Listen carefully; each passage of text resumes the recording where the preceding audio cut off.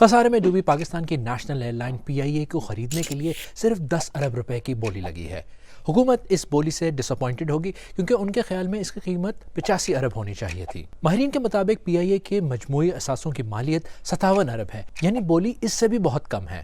لیکن مسئلہ شاید کمپنی کے واجبات ہیں جو 850 ارب ہیں، اسی لیے شاید اسے بیچنا بہت مشکل کام ہے۔ دوسرا بڑا مسئلہ یہ ہے کہ پی آئی اے 2004 سے خسارے میں چل رہی ہے، یعنی ہر سال نقصان، اور یہ نقصان بڑھتا ہی جا رہا ہے۔ اور کیونکہ پی آئی اے سرکاری کمپنی ہے اس لیے ہر سال حکومت کو یہ نقصان برداشت کرنا پڑتا ہے۔ 2023 کے صرف پہلے 6 مہینوں میں 60 ارب کا خسارہ تھا۔ ویسے تو 6 کمپنیوں نے پی آئی اے خریدنے میں دلچسپی دکھائی تھی، لیکن بولی صرف ایک کمپنی نے دی۔ Real estate developer Blue World City چاہتی ہے کہ 10 ارب میں وہ پی آئی اے کی مینجمنٹ سنبھال لے۔ اب حکومت پی آئی اے کے میجورٹی شیئر بیچنے کی کوشش کر رہی ہے تاکہ کمپنی کوئی اور چلائے۔ صرف 10 ارب روپے میں پی آئی اے کے شیئرز کو بیچنا ہے یا نہیں، یہ فیصلہ اب پاکستان کی کیبنٹ کو کرنا ہے۔